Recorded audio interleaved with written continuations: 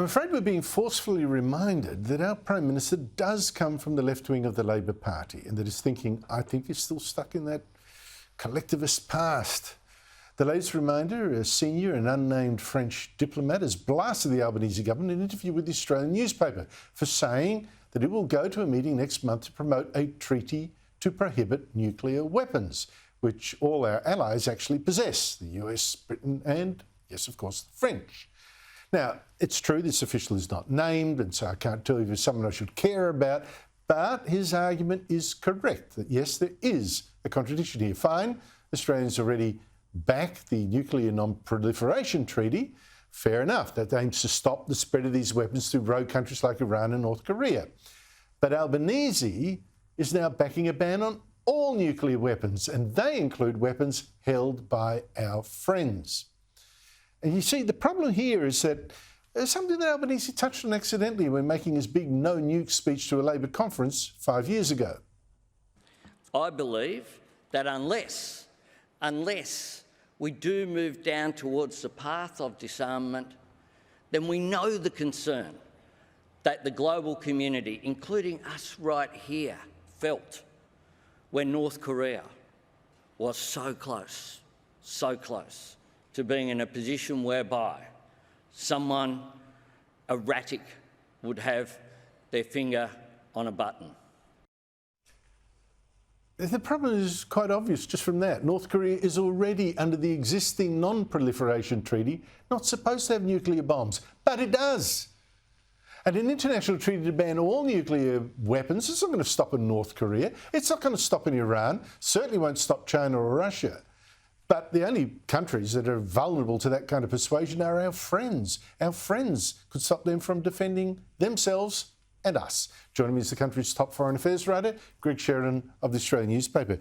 Greg, like I said, I don't know who this official is. I don't know if he's someone, oh my goodness, we should pay attention. Don't know if he speaks for the French president. But to the argument, we're in an AUKUS alliance with Britain and the US, hoping they'll defend us, but at the same time, the Albanese government is agitating to have some of their most potent weapons removed.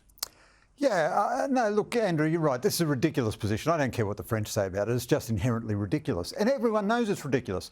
The Labor Party conference passed a resolution that we support this absurd treaty to abolish all nuclear weapons. And the Albanese government, as usual, behaving very much like the Liberal Party, didn't want to have an argument in principle, so found a way out and saying, yes, we'll do that when the timing is right. And the timing will be right when we can get universal abolition. In other words, never, never, never, never. But to appease the left, they've sent an observer to this ridiculous conference. Forget about the French and everything. We are members of a nuclear alliance. We shelter under extended American nuclear deterrence. Any country which attacks us with nuclear weapons risks a retaliation by the United States. These are the terms of our military alliance with the United States. So if the Albanese government was serious about this folderol, which it's just doing to sort of give the left a bone, then it would have to repudiate the American alliance. Then it would lose all its remaining seats in federal parliament. This is just a kind of pantomime nonsense of symbolic politics for the left, which brings all our politics into disrepute. Yeah, but as with many things, sometimes the rhetoric suddenly has to become a reality, and that's what worries me. Make the argument now when you can hope to win it. Greg, meanwhile, something I think, it's far more serious. A former Deputy Under-Secretary of Defence, that's under President Bill Clinton, has now said we may never get the nuclear submarines we've ordered from the United States under the AUKUS deal. Is he correct? Yeah, there's every chance we won't get these subs. So I support nuclear subs. They're more powerful than conventional subs, and I'd like us to have more powerful subs. But if everything goes perfectly well, we'll get our fleet of 8 of them sometime in the 2050s or the 2060s. But there's every chance everything won't go perfectly well. For a start, when the Americans are supposed to sell us their first Virginia in the 2030s, they'll be down to the smallest number of nuclear subs that they've ever had. They'll be down to 44 nuclear subs. Because they're retiring them faster than they're building. Faster than they're building them. They don't have adequate maintenance facilities. Joe Biden has run the diplomacy of alliances pretty well, but he's done nothing to increase defence capability, a bit like our government here. And they can't repair and maintain their subs as quickly as they need.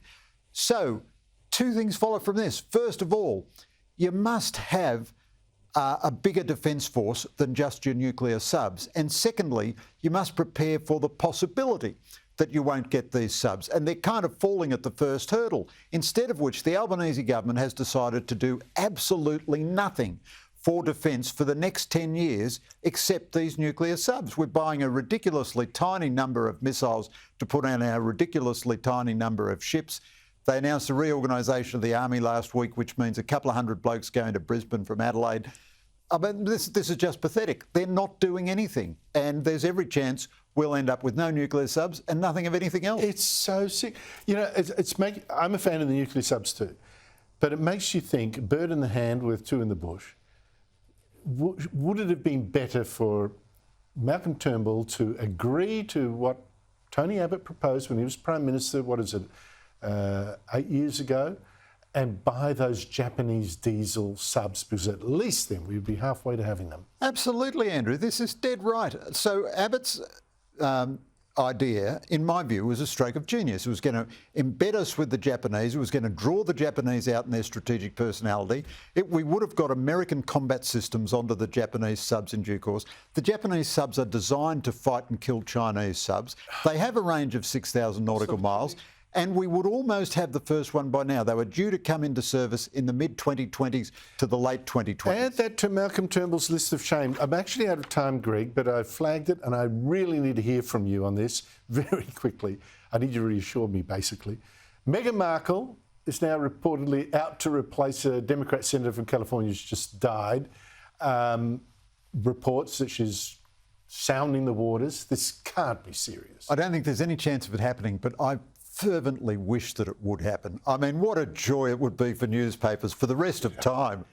It is not for entertainment, Greg, but still, crikey, what wouldn't we sell in newspapers? Thank you so much, Greg Sheridan. Thanks, Andrew. Appreciate that.